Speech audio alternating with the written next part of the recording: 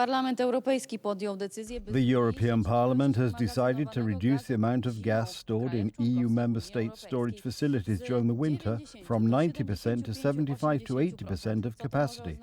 What could this mean? Though when heat sources run out in winter, there may be a move to switch to alternative energy sources. We are already familiar with such ideas from the past. With Nord Stream 2 blocked, is there the risk that the EU or Western member states will put the idea of relaunching it back on the agenda? Today, I took a closer look at the situation.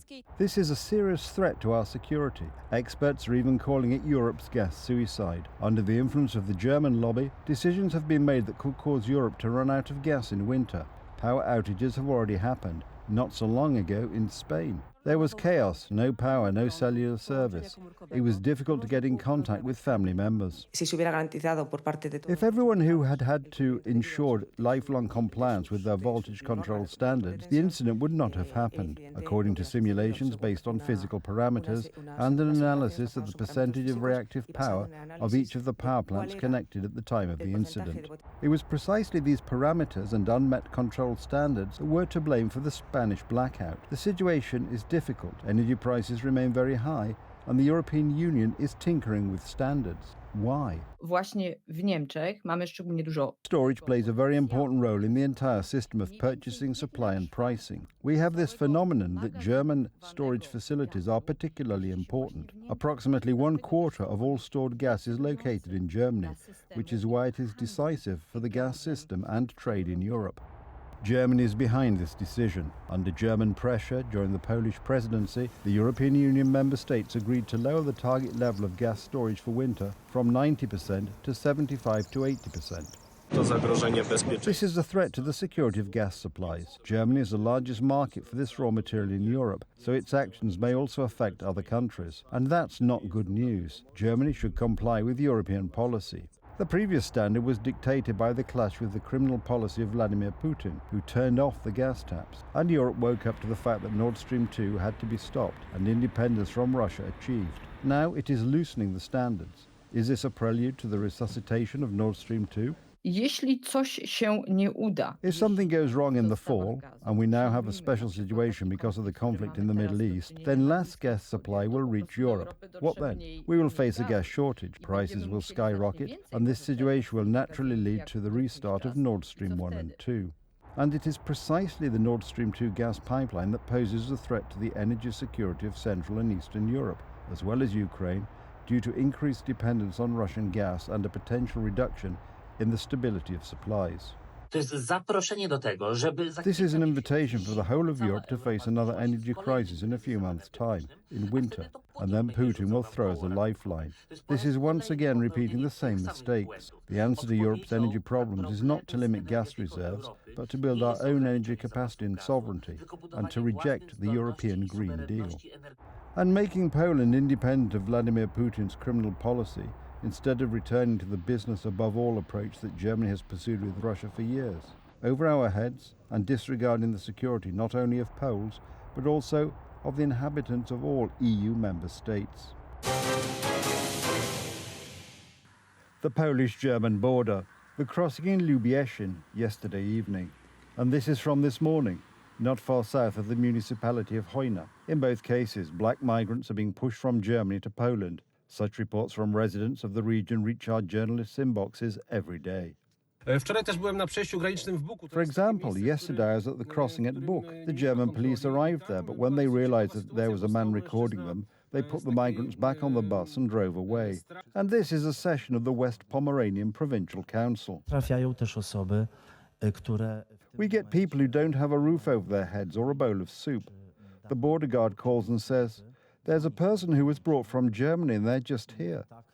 We can tell the person to go with God, or we can make this minimal gesture and ask if they can find help. This is not an isolated voice. A councillor from Zielona Góra and an emergency doctor express similar sentiments. Due to the government's poor policy, these people are being sent back from Germany to Poland. Our government is unable to stand up to Germany. I won't hide the fact that these people are often in poor health. What happens next? Such people usually stay with us for 1 or 2 nights. Then they go on their way. We don't know what happens to them. Not enough. These are documents confirming the identity of migrants handed over by the German police to Polish border guards. Many of them come from Eritrea or Cameroon. And according to the documents, they were all born on January the 1st. Coincidence? We asked the government spokesman about this. When it comes to the actions of the border guard, please let me check this directly with the border guard, and next time we will surely be able to answer. So everything is according to the old rules of the civic platform. These are poor people looking for their place on earth. Let these people in. We'll see who they are later. What are your services for? There were more brave people when there wasn't yet a problem. And I quote, Katarzyna Katula, I am ready to take migrants under my roof, so I appeal to the minister to fulfill this declaration. Please provide your private address. The Minister for Equality in Tusk's government also said that she had a master's degree, but in reality, she did not defend her thesis. So the question is, what are the chances that she will keep her word now? The politicians of the ruling coalition are burying their heads in the sand and turning concepts upside down. The fight against illegal migration is our priority. How is all this possible, together with creative statistics? It is difficult to determine how many migrants have actually entered our country because the border guard does not report turnbacks at the border, only cases of pushbacks on the basis of readmission. We can only rely on German data, and these already indicate that several thousand illegal migrants have been transferred to our country. The example comes from above. So if there are no guidelines from the government, the border guards have their hands tied. But there is a grassroots movement, not only among citizens who guard the border. As a border defense movement, we do not agree with the actions of political degenerates who want to destroy Poland, who want to destroy security, who want to bring about the collapse of our identity. That is why we will soon block the entire western border. More and more officers are expressing their dissatisfaction. We will not act as transporters for the German police. We are informing our superiors, so says one of the guards at the Nadozhansky Border Guard Unit. But we have to follow orders because they come from the top and not from our command, but from the Minister of Internal Affairs, Tomasz Siemoniak. We know that there are patriots among you, patriots who want to defend Poland's borders, who want to fulfill their oath. And all this a year before the EU Migration Pact comes into force and the forced relocation of migrants in Europe.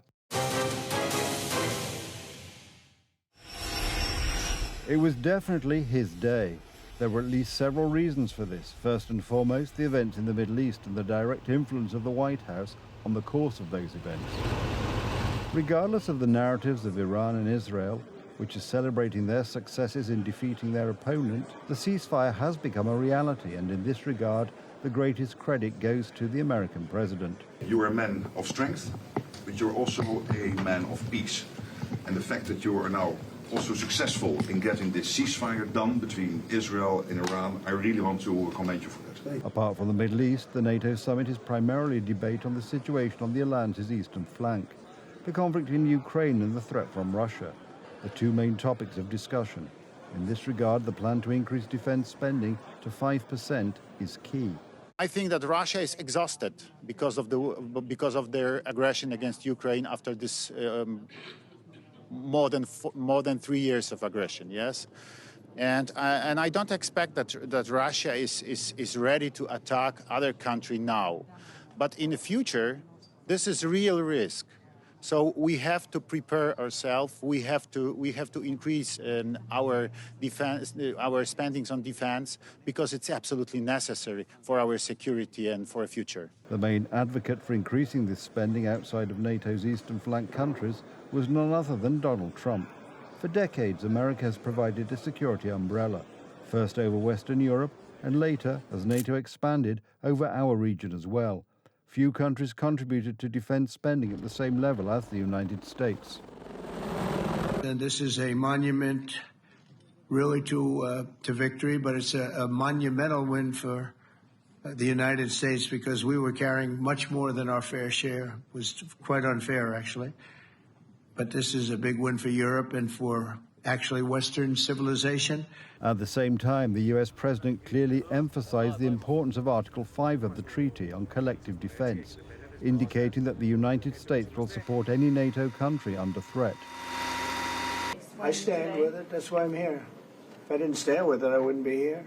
According to the NATO Secretary General, there would be no significant increase in defense spending without pressure from the United States. This once again a direct credit to the American president himself. President Trump, dear Donald, you made this change possible. Your leadership on this has already produced $1 trillion in extra spending from European allies since 2016. And the decisions today will produce trillions more for our common defense to make us stronger and fairer by equalizing spending between America and America's allies. Behind the scenes at the summit, two extremely important topics were discussed. One was continued support for Ukraine and pressure on Russia. The other was the Middle East. The ceasefire between Iran and Israel would not have been possible without the White House's tough stance. Yesterday, the US president commented bluntly on the actions of both countries. They're not going to be fighting each other. They've had it. They've had a big fight, like two kids in a schoolyard. You know, they fight like hell.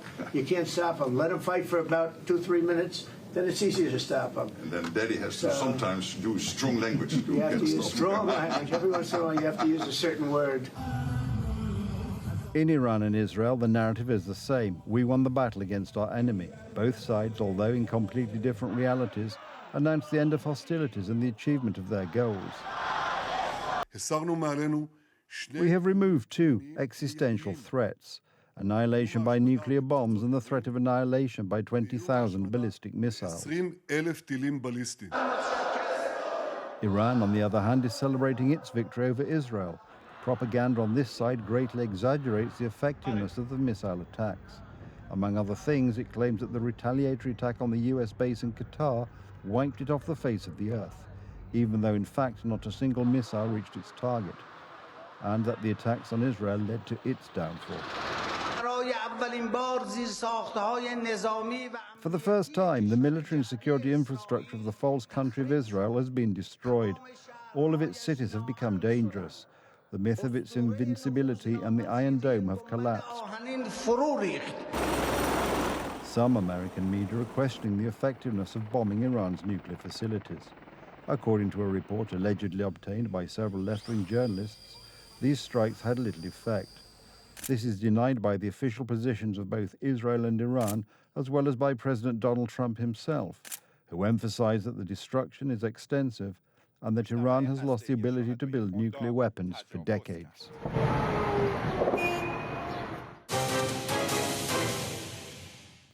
A historic moment for Poland. After several attempts, the Axiom 4 mission has finally launched. This is the 7th official launch date, and it finally worked. Polish astronaut Sławosz Uznański-Wiśniewski has flown into space. This is a huge source of pride. The astronaut will conduct several experiments proposed by Polish companies and institutions at the International Space Station. The astronauts team lifted off from NASA's Kennedy Space Center in Cape Canaveral, Florida, at about 2:30 a.m. Eastern Time, beginning the latest mission organized by Texas-based startup Axiom Space in partnership with Elon Musk's rocket venture SpaceX. The 4-member crew was carried aloft on a towering SpaceX launch vehicle consisting of a Crew Dragon capsule perched atop a 2-stage Falcon 9 rocket. Live video showed the towering spacecraft streaking into the night sky over Florida's Atlantic coast, trailed by a brilliant yellowish plume of fiery exhaust. Cameras inside the crew compartment beamed footage of the 4 astronauts strapped into their pressurized cabin, seated calmly side by side in helmeted white and black flight suits as their spacecraft soared towards space. It marked the first Crew Dragon flight since Musk briefly threatened to decommission the spacecraft after U.S. President Donald Trump threatened to cancel Musk's government contracts in a high-profile political feud earlier this month.